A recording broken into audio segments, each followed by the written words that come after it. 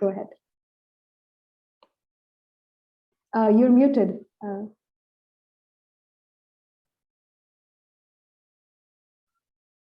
Can you unmute yourself? There you go. Perfect, we hear you now. Yeah. Thank you for the introduction, Vilasini, and I'm very thankful to the organizers for giving me an opportunity to present this talk. So as Vilasini already gave the spoiler, so I'm going to have this viewpoint of relational entanglement theory, which is a resource under LOCC. And given that, I would like to clarify the air between the link between the non-locality and entanglement.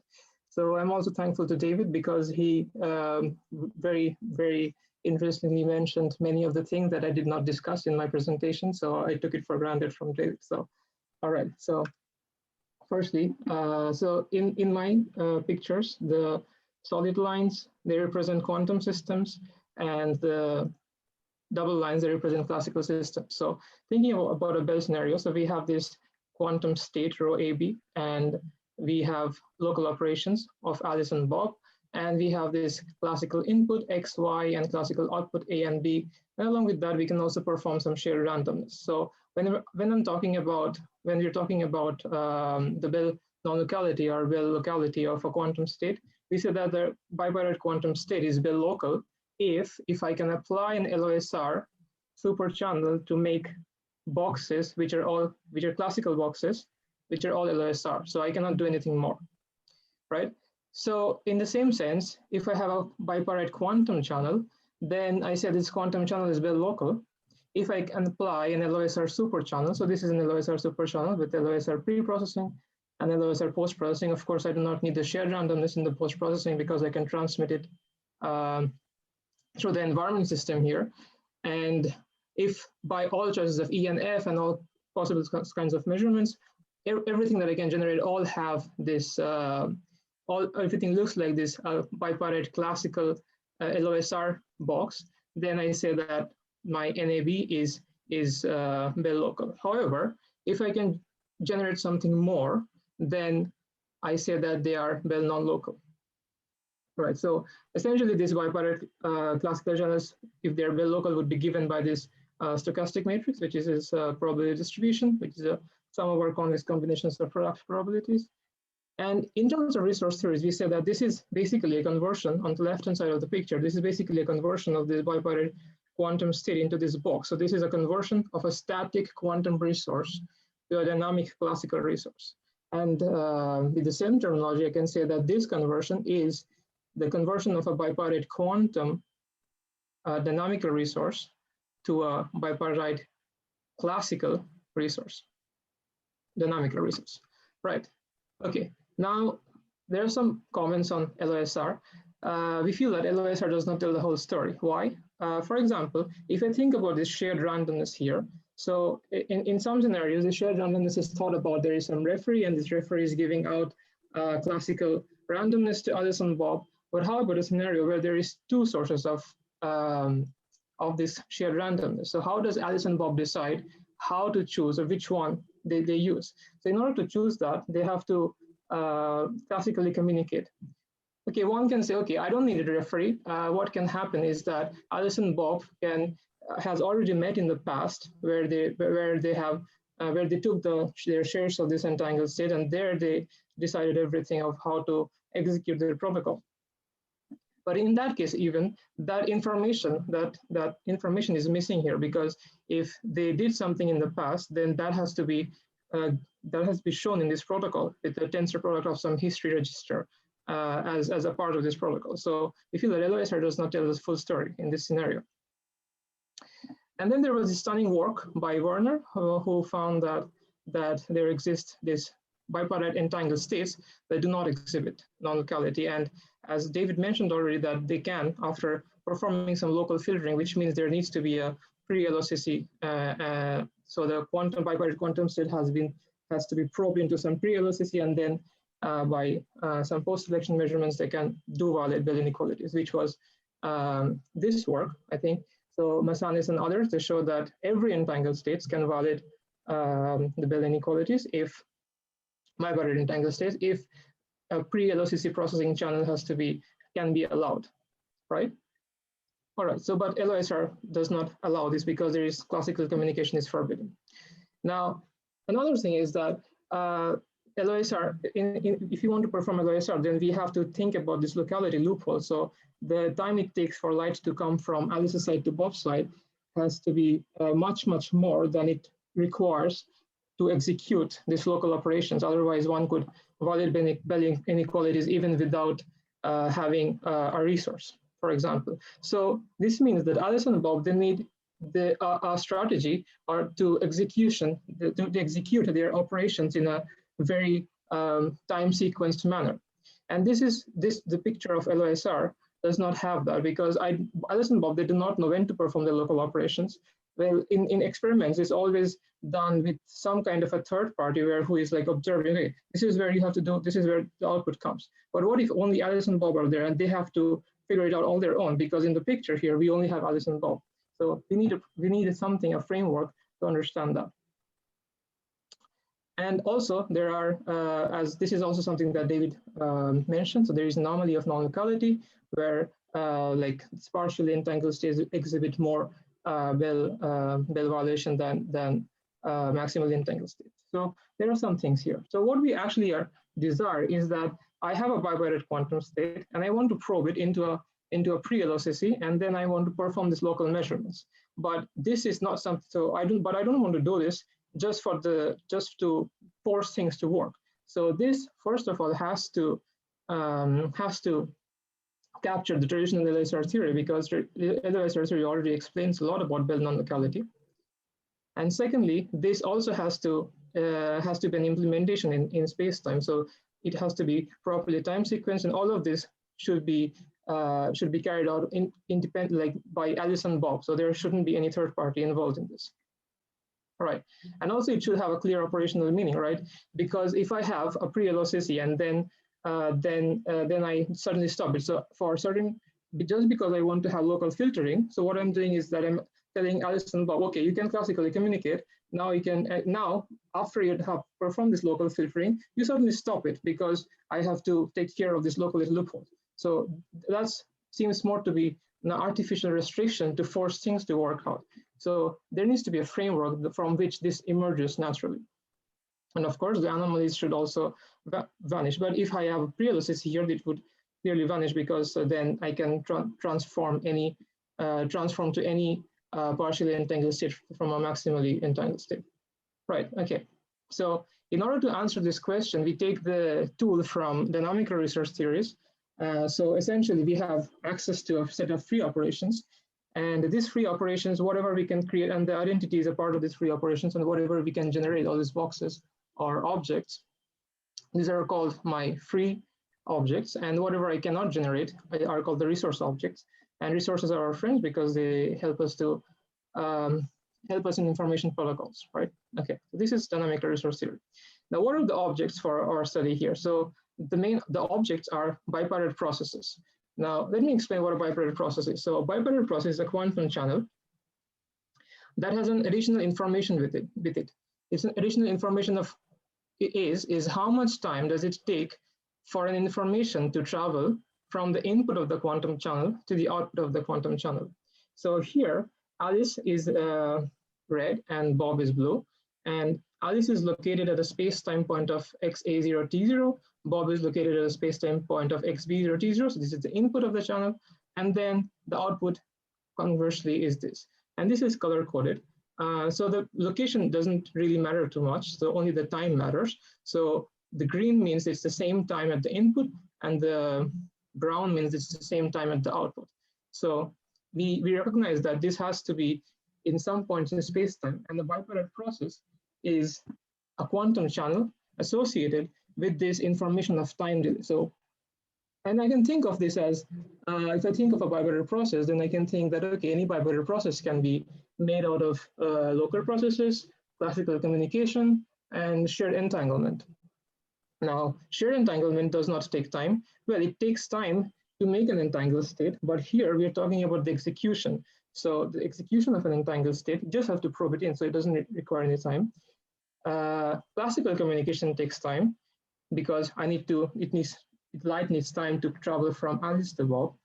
And as far as local operations are concerned, local operations does require some time, but that time being insignificant as compared to the time it takes light to travel from Alice to Bob, we can ignore it. We can say that, okay, it doesn't require as much time. We can shift the time scales linearly, and we can say, okay, it's insignificant, right? So here is an assumption that local operations take 0 time. And under this assumption, we say that a process with 0 delay time is instantaneous. So this is possible only because of this assumption that this local operations does not take any time, although it takes time, but it's insignificant. So we are going to, from now on, we're going to say that local operations, local processes, they are instantaneous because they take 0 time, right? Now, I can also compose this object. So I can compose 2 processes. And when I do that, so here is a bipolar process N, and whose inputs are located at time points given by the blue, outputs are at time points given by red, and there is E1 and E2. So this whole highlighted area is a bipolar process, but its input-output times are different depending on how I compose. So this is an example. It's just an example of how that we can compose these processes as well. All right, now let us look at the Bell scenario. So this is the Bell scenario that we wanted, right? And here we notice that even though we have this pre-LOCC here, so this is what we wanted. This is not the standard one, but this is what we wanted. Even though we have this pre-LOCC here, the input-output time delay of the overall classical bipolar channel is 0, because all we are doing is performing local operations. So the input is coming directly to this local operation from Alice's side and also from the Bob side. And since under assumption local operations does not take any time, the overall time delay is 0. All right, so Alice and Bob, they can classically communicate here, and it's still instantaneous because we only care about this this overall classical channel. Now it turns out that even if this is LOSR, the whole this bipolar classical channel is so Bell non-locality is basically the study of this Bell non-local bipolar classical channels which are instantaneous, right? So this is a key observation. Next, we can also define super processes. So what are super processes? These are super maps that take processes to processes. Here's an example. So this is just a quantum process with its delay time delta t, and this is the dashed black line is the final process with delay time delta t prime, and E pre and E post contribute towards this delta t prime, right? So this might be different from delta t depending on how E pre and E post are made of. All right, so this gives us 3 cases. So for the first case, I can say that the input to my process depends on the input of this pre-processing, and the output of the overall process depends on the output of my process. So in this case, the delay time delta t prime of the overall process can never be smaller than the delay time of my quantum process, right? Like with the thing in the back of my mind that I want to reach towards a box that has lesser delay time than what we start with. Now, secondly, I can also have this scenario where the input to my process does not depend on the input of the overall process, but the output of the overall process depends on the output of my process. So in this scenario, what we can have that we can reduce this picture, since this A0 is fixed, we can reduce this picture to something like this. So here, note that this delta t prime, which is the time delay of this overall process, is independent of the time delay of my quantum process.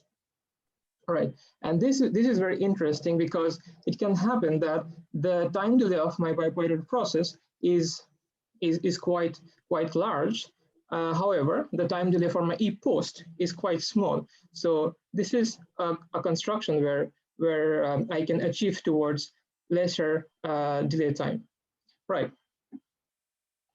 Okay, and then there is also a scenario where the output of the overall process does not depend of the output of this process, right? So this is just a replacement super process, and it will not play any interesting role in our framework. All right, so let's talk about case 2 a bit more. So as we saw, that delta t prime, which is the delay time of this overall process, is independent of the delay time of this quantum process n. Now, this essentially is not it's not instantaneous, because there can be a classical communication here, and still my delay. So the delay time will depend on how many rounds of classical communication is present in this epoch. But I want to achieve something that gets rid of the situation. So if epost has this form, so the output of this process is fed into some channel F1, and then the output from F1 goes to an instantaneous operation F2, which also takes into input directly the input of this overall process. Then it turns out that the delay time of this overall process is just 0, because this is a local. This is just something with 0 delay time. This F2. Therefore, F determines the delay time of this overall process. So this is going to be interesting for the future discussion. So this kind of decompositions, right? Now let's think about entanglement theory from the framework of our processes. So in entanglement theory, we have this bipolar quantum process n, and we want to transform it. This is the traditional approach to entanglement theory, and we want to transform it into another bipolar process, let's say n prime, with the delay time delta t prime. So here I have pre-LOCC and post-LOCC, and of course this contributes towards the delay time of my overall process, because they have classical communication in them, and therefore the delay time of the overall process cannot be smaller than the delay time of my quantum process. Now, if I just talk about this quantum process as something with non-zero delay time, which is delta t greater than 0, then it just gives us back with the whole theory of dynamical entanglement, which I think Carlo Maria will be talking right after me. But in this case, we want to focus on the scenario where the n is instantaneous. I want to think about scenarios where this n is instantaneous, or in other words, I want to perform entanglement theory with instantaneous resources. Yeah, so this is that's why we call entanglement research or LOCC.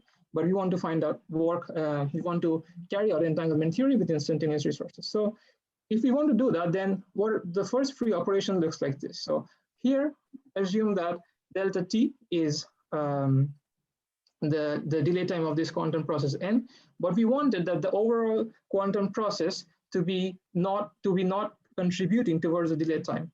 So this is one of the pre-operations, which is nothing but LOSR. So this is an LOSR pre-processing, LOSR post-processing, and since these are local operations, they do not take time to be executed. One can think, okay, there is shared randomness, but this shared randomness takes time because I just said, okay, this shared randomness can be set up by classical communication. But again, this is the preparation, and I'm talking about the execution. So shared randomness is already there. I'm just talking about how much time it takes to execute it, right? And it turns out that in this scenario, if n is instantaneous, then this overall process is also instantaneous.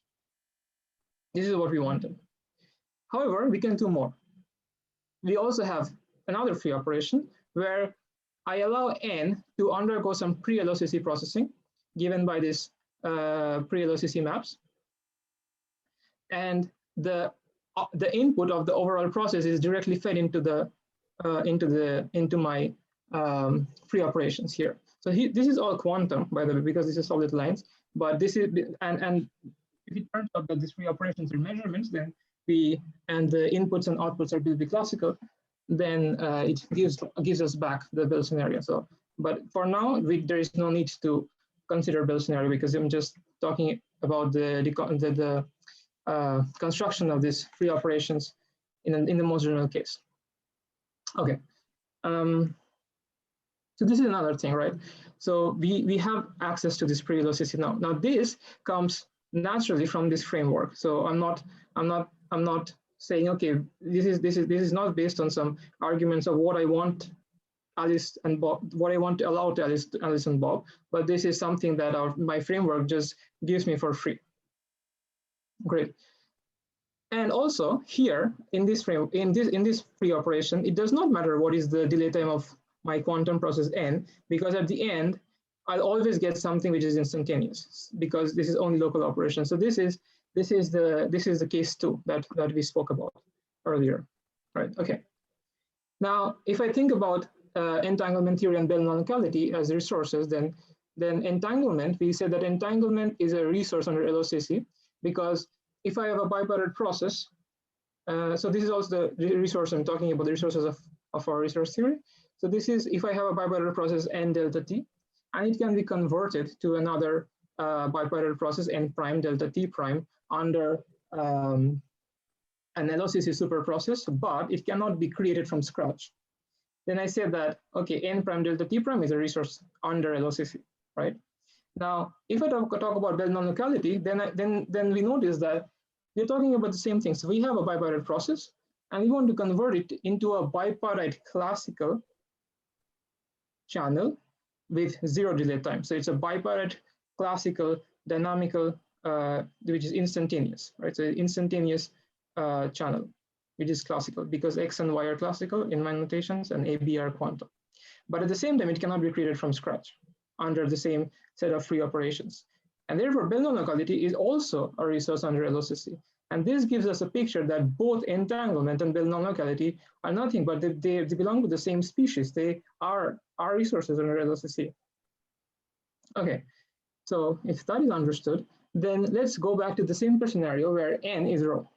So my bipartite quantum process is just nothing but a quantum state here, right? So what we wanted, and let's see let's check if we get what we want. So this is the scenario that we get if we just think of n as rho.